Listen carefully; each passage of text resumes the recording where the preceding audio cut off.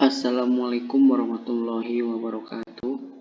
Perkenalkan, nama saya Rifki Nur Imansyah dari kelas 7 MPIA dengan NIM 191740139. Pada video kali ini saya akan menjelaskan mengenai manajemen supervisi pendidikan.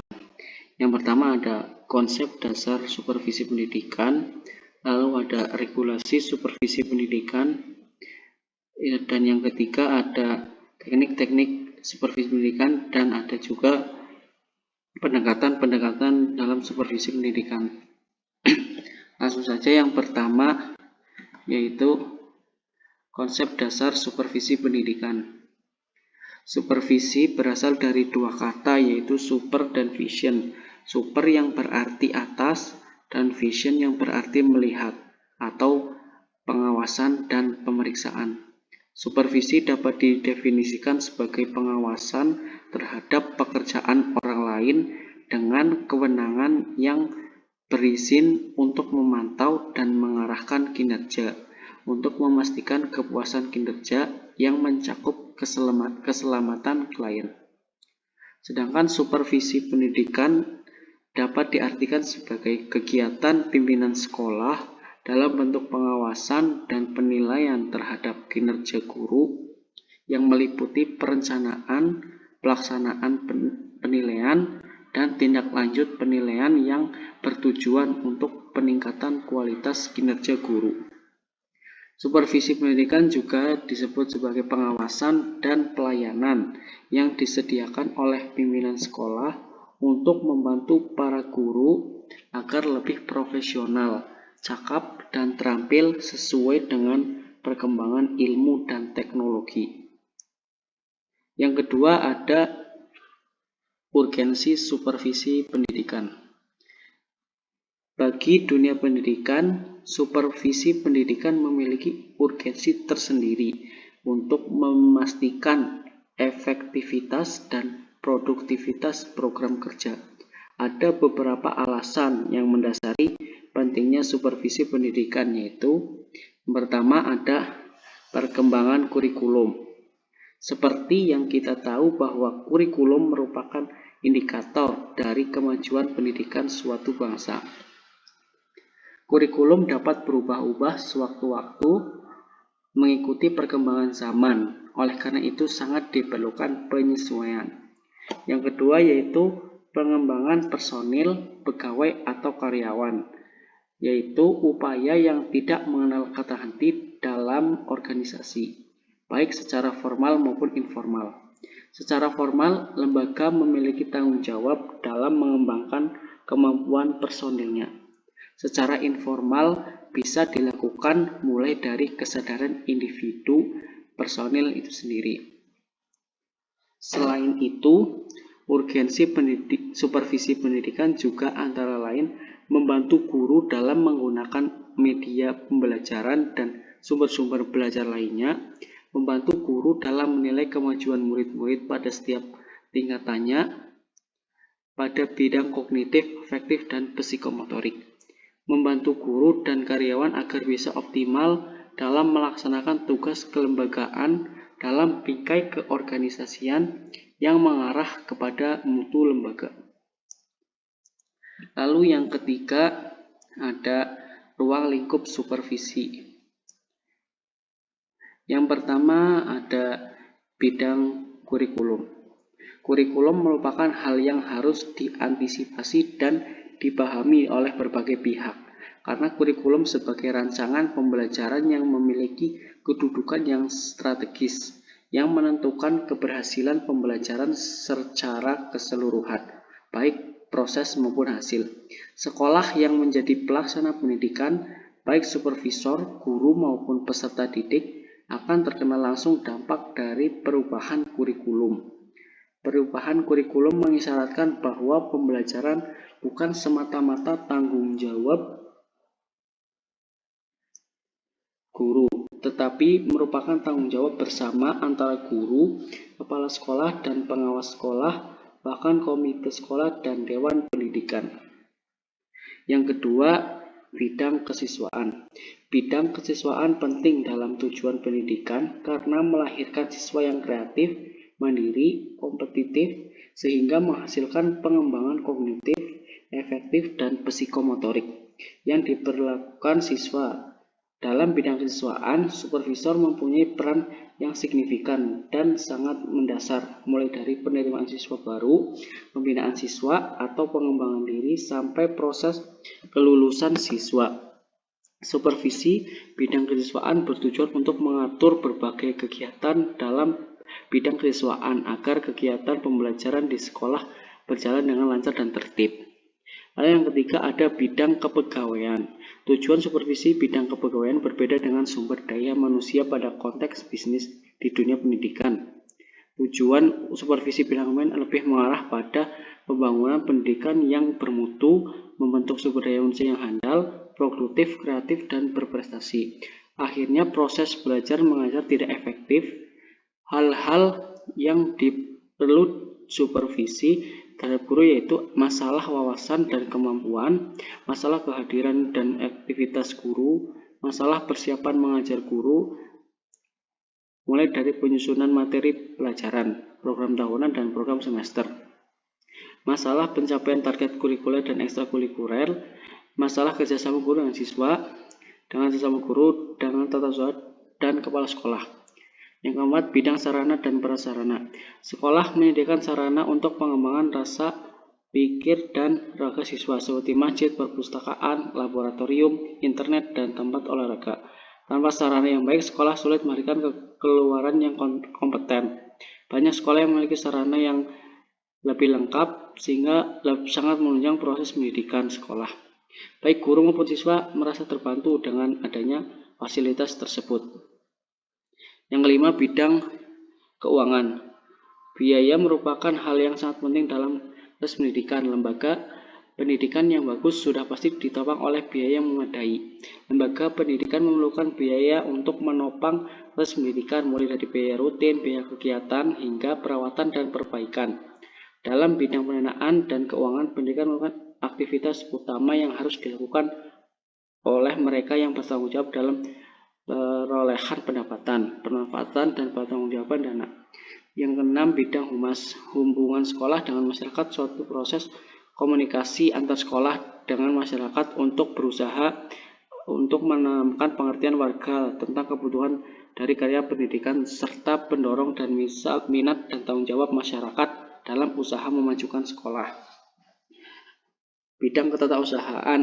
Tata usaha sekolah adalah proses kegiatan yang dilaksanakan dan dilaksanakan atau diusahakan secara sengaja dan bersungguh-sungguh untuk membina kegiatan yang bersifat menulis di sekolah agar proses belajar semakin efektif dan efisien. Lalu yang kedua ada tujuan supervisi pendidikan. Menurut Nawawi, tujuan supervisi pendidikan adalah menilai kemampuan guru sebagai pendidik dan mengajar dalam bidang-bidang masing-masing guna membantu mereka melakukan perbaikan bila mana diperlukan dengan menunjukkan kekurangan-kekurangan agar diatasi dengan usaha sendiri. Dengan kata lain, supervisi bertujuan menolong guru-guru agar dengan kesadarannya sendiri berusaha untuk berkembang dan tumbuh menjadi guru yang lebih cakap dan lebih baik dalam menjalankan tugasnya. Tujuan supervisi pendidikan adalah memberikan bantuan teknis dan bimbingan kepada guru dan staf sekolah yang lain agar personel tersebut mampu meningkatkan kualitas kinerjanya terutama dalam melaksanakan tugas, yaitu melaksanakan proses pembelajaran. Lalu ada perkembangan supervisi pendidikan di Indonesia. Semakin berkembangnya zaman, supervisi memanfaatkan teknologi digital dengan terobosan terbaru untuk mempermudah dan efisiensi dalam melaksanakan supervisi. Model supervisi berbasis virtual sangat efektif dan efisien. Hal ini dikarenakan seorang supervisor dapat memantau aktivitas guru binaannya tidak harus di sekolah tanpa batasan waktu, tempat, dan jarak. Model ini dapat lebih memberikan keleluasaan bagi guru untuk menyampaikan aspirasi atau masukan terkait dengan kualitas pembelajaran tanpa harus bertatap muka secara langsung dengan supervisor.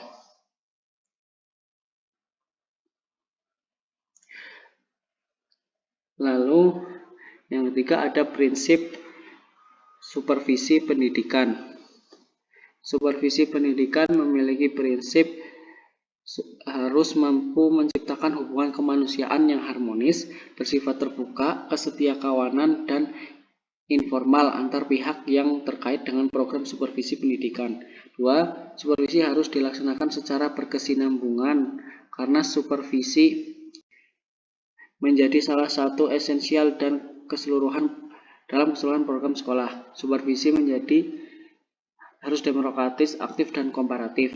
Supervisi pendidikan harus konstruktif. Supervisi pendidikan dilaksanakan bukan untuk mencari-cari kesalahan guru, dan supervisi pendidikan harus objektif.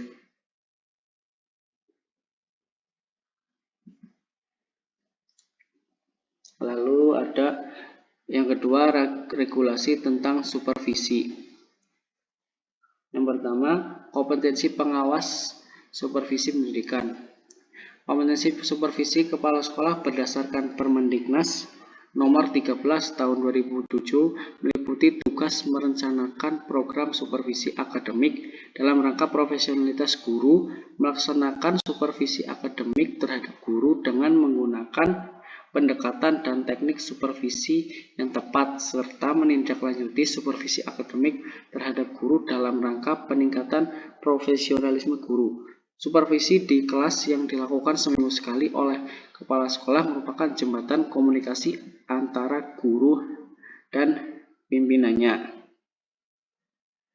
Tugas pokok pengawas sekolah berdasarkan Peraturan Pemerintah RI Nomor 19 Tahun 2005 tentang Standar Nasional Pendidikan pada pasal 5 menyatakan bahwa pengawasan satuan pendidikan meliputi pemantauan, supervisi, evaluasi, pelaporan, dan tindak lanjut hasil pengawasan.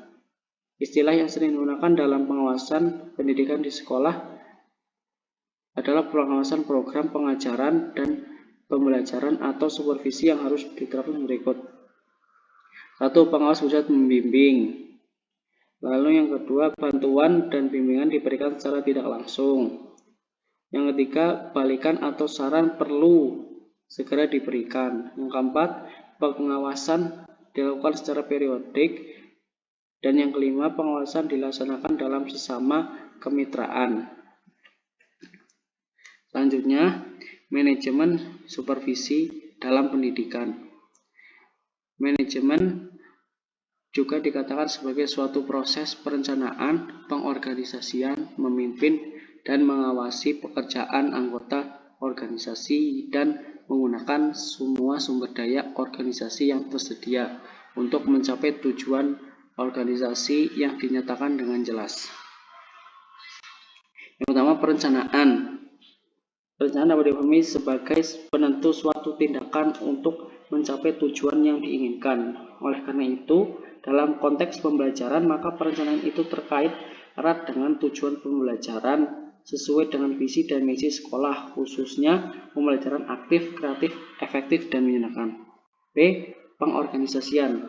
Fungsi pengorganisasian merupakan proses yang mengangkut bagaimana strategi dan teknik yang telah dirumuskan dalam perencanaan sebuah organisasi yang tepat dan tangguh. Sistem dan organisasi yang kondusif dan dapat memastikan bahwa semua pihak dalam organisasi dapat bekerja secara efektif dan efisien guna mencapai tujuan. Ketiga, pergerakan atau actuating. Fungsi penggerak dalam suatu organisasi adalah usaha atau tindakan dari pemimpin dalam rangka menimbulkan kemauan dan membuat bawahan tahu pekerjaannya, sehingga dengan sadar menjalankan tugasnya sesuai dengan rencana yang telah ditetapkan sebelumnya. D. Mengevaluasi atau evaluating. Mengevaluasi dalam pembelajaran dapat dijadikan motivator dan menstimulasikan guru dan peserta didik sehingga dapat mewujudkan tujuan prestasi belajar yang baik. E. Pengawasan atau controlling. Pengawasan merupakan fungsi atau tugas dari pimpinan untuk melihat sejauh mana program atau rencana yang telah ditetapkan dilaksanakan dan mengambil sikap tegas dalam pelaksanaan program selanjutnya.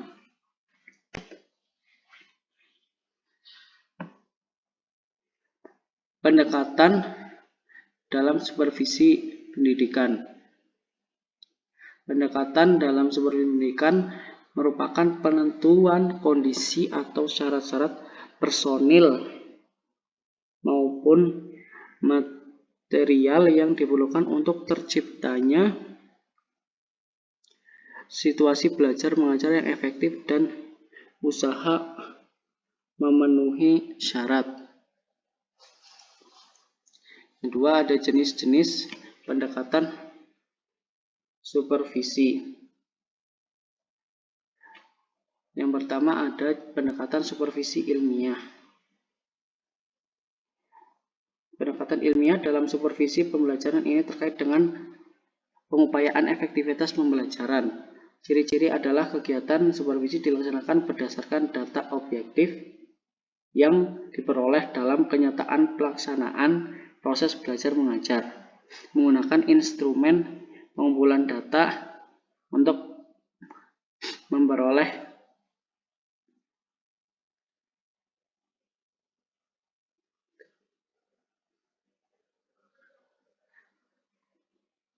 data. Perlu diperlukan alat perekam data seperti angket, observasi, percakapan pribadi, dan seterusnya. Yang kedua, pendekatan supervisi artistik. Pada akhirnya ada dua cara untuk memahami konsep supervisi pembelajaran dengan menggunakan pendekatan artistik. Pertama, melalui definisi pembelajaran, dan yang kedua melakukan observasi siapa saja yang terlibat dalam kegiatan supervisi.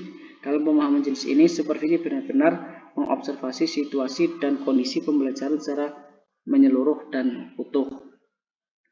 Pendekatan supervisi kompetensi. Yang ketiga, pendekatan ini mempunyai makna bahwa guru harus mempunyai kompetensi tertentu untuk melaksanakan tugasnya. Pendekatan kompetensi didasarkan atas asumsi bahwa tujuan supervisi dianggap tidak akan produktif. Tugas supervisor adalah menciptakan lingkungan yang sangat terstruktur sehingga secara bertahap guru dapat menguasai kompetensi yang dituntut dalam mengajar. Yang D, pendekatan supervisi humanistik. Pendekatan humanistik timbul dari keyakinan bahwa guru tidak dapat diperlakukan sebagai alat semata-mata untuk meningkatkan kualitas belajar mengajar. Guru bukan masukan akademik dalam proses pembinaan dan tidak sama dengan masukan sistem lain yang bersifat kebendaan atau dalam proses pembinaan. Guru mengalami berbagai perkembangan secara terus-menerus dan program supervisi harus dirancang untuk mengikuti pada perkembangan itu. Teknik supervisi yang digunakan oleh para supervisor yang menggunakan humanistik tidak mempunyai format yang standar, tetapi bergantung pada kebutuhan guru. Pendekatan supervisi pendidikan dengan menggunakan berbagai teknik. Teknik pendekatan ilmiah meliputi perencanaan, tahap pelaksanaan, tahap pengamatan, tahap refleksi. Yang kedua, teknik pendekatan artistik memiliki beberapa langkah, yaitu saat akan berangkat ke sekolah, supervisor tidak boleh memiliki pretensi apapun tentang pembelajaran yang akan diamati. Supervisor mengadakan pengamatan terhadap guru yang sedang mengajar secara cermat, teliti, utuh, menyeluruh, serta berulang-ulang. Supervisor memberikan interpretasi atas hasil pengamatan secara formal agar dapat lebih terfokus karena dilakukan setelah pembelajaran selesai. Supervisi menyusun hasil interpretasinya dalam bentuk narasi yang nantinya dapat dipahami oleh guru secara berulang-ulang. Supervisor menyampaikan hasil interpretasi mengajar yang sudah dinarasikan kepada guru baik secara lisan maupun tertulis. Balikan dari guru terhadap supervisi yang dilakukan oleh supervisor dalam balikan ini terdapat kemungkinan adanya semacam diskusi. Lalu teknik pendekatan kompetensi meliputi beberapa teknik, yaitu 1. Menetapkan kriteria unjuk kerja yang dikehendaki. 2. Pengetahuan di dipakai untuk menentukan target supervisi yang akan datang. 3. Menetapkan target untuk kerja. 4. Menentukan aktivitas untuk kerja. 5. Memonitor kegiatan untuk mengetahui unjuk kerja. 6. Melakukan penilaian terhadap hasil monitoring. 7. Pembicaraan akhir. Pembicaraan ini menyangkut diskusi secara intensif tentang pencapaian target. Yang keempat, teknik pendekatan humanistik meliputi beberapa teknik seperti pembicaraan awal, observasi, analisis dan interpretasi, pembicaraan akhir, dan laporan. Yang keempat, ada teknik-teknik supervisi pendidikan. Yang pertama, klasifikasi teknik supervisi pendidikan. Teknik adalah suatu metode atau cara melakukan hal-hal tertentu. Suatu teknik yang baik adalah terampil dan cepat. Menurut Horowitz, seorang supervisor harus memiliki teknik-teknik khusus yang serasi. Teknik dipakai menyelesaikan tugas yang dikerjakan sesuai rencana, spesifikasi atau tujuan yang dikaitkan dengan teknik yang bersangkutan. Teknik supervisi adalah alat yang digunakan untuk supervisor untuk mencapai tujuan supervisi itu sendiri yang pada akhir dapat melakukan perbaikan pengajaran yang sesuai dengan situasi dan kondisi. Teknik supervisi yang dipandang bermanfaat untuk merangsang dan mengarahkan perhatian guru-guru terhadap kurikulum dan pengajaran. Dalam supervisi akademik, supervisor menggunakan teknik-teknik tertentu untuk membantu pendidik mengatasi kesulitan dalam melaksanakan kegiatan mengajar seperti penyampaian materi pengajaran, penentuan bahan ajar, penggunaan model dan strategi serta metode mengajar, penggunaan alat peraga dan media pendidikan, penggunaan sumber belajar, serta penggunaan alat-alat praktikum di laboratorium untuk membantu pendidik mengatasi kesulitannya dalam menyusun dokumen pembelajaran dan saat implementasi pembelajaran. Maka supervisor membutuhkan teknik-teknik supervisi yang sesuai dan tepat dalam memecahkan masalahnya. Teknik-teknik supervisi pendidikan. Teknik supervisi pendidikan adalah alat yang digunakan oleh supervisor untuk mencapai tujuan supervisi itu sendiri yang pada akhir dapat melakukan perbaikan pengajaran yang sesuai dengan situasi dan kondisi.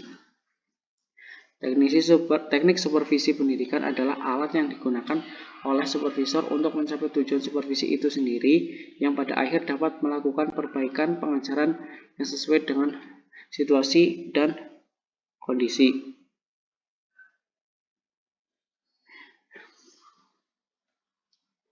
Yang pertama ada teknik individual. Teknik individual ini terdiri dari teknik kunjungan kelas, teknik observasi kelas, percakapan pribadi, interpretasi, dan penyeleksian berbagai sumber materi untuk mengajar. Teknik kunjungan kelas adalah suatu teknik kunjungan yang dilakukan supervisor ke dalam sebuah kelas, baik kegiatan sedang berlangsung untuk melihat dan mengamati guru yang sedang mengajar ataupun tidak ada guru, atau sedang berisi siswa tetapi tidak ada guru yang mengajar. Teknik observasi kelas adalah suatu teknik kunjungan yang dilakukan supervisor, baik pengawas atau kepala sekolah ke sebuah kelas dengan maksud untuk mencermati situasi atau peristiwa yang sedang berlangsung di kelas. Percakapan pribadi merupakan dialog yang dilakukan oleh guru dan supervisornya yang membahas tentang keluhan-keluhan atau kekurangan yang dikeluarkan oleh guru dalam bidang mengajar, di mana di sisi supervisor dapat memberikan jalan keluarnya. Interpretasi mengunjungi sekolah lain. Teknik ini dilakukan oleh sekolah-sekolah yang masih kurang maju dengan menyuruh beberapa orang guru untuk mengunjungi sekolah-sekolah ternama dan maju. Dan terakhir ada penyeleksian berbagai sumber materi untuk mengajar. Teknik pelaksanaan supervisi ini berkaitan dengan aspek-aspek belajar mengajar.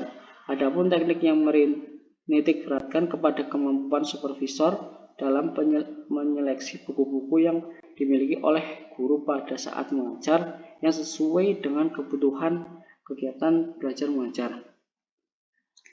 Tadi ada teknik individual, yang kedua ada teknik berkelompok. Yang pertama ada pertemuan. Pertemuan orientasi merupakan pertemuan antara supervisor dengan supervisi, terutama guru baru, yang bertujuan menghantar supervisi memasuki suasana kerja yang baru. Kedua ada rapat guru, adalah teknik supervisi kelompok melalui rapat guru yang dilakukan untuk membicarakan proses pembelajaran dan upaya atau cara meningkatkan profesi guru. Yang ketiga ada studi kelompok antar guru, adalah suatu kegiatan yang dilakukan oleh sejumlah guru yang memiliki keahlian di bidang studi tertentu seperti MIPA, bahasa, IPS, dan sebagainya, dan dikontrol oleh supervisor agar kegiatan dimaksud tidak berubah menjadi ngobrol hal-hal yang tidak ada kaitannya dengan materi. Yang terakhir, workshop merupakan salah satu kegiatan belajar kelompok yang terjadi dari sejumlah pendidik yang sedang memecahkan masalah melalui percakapan dan bekerja secara kelompok. Mungkin itu yang dapat saya sampaikan pada video kali ini mengenai manajemen supervisi pendidikan. Kurang lebihnya saya mohon maaf. Billahi taufiq wal hidayah. Wassalamualaikum warahmatullahi wabarakatuh.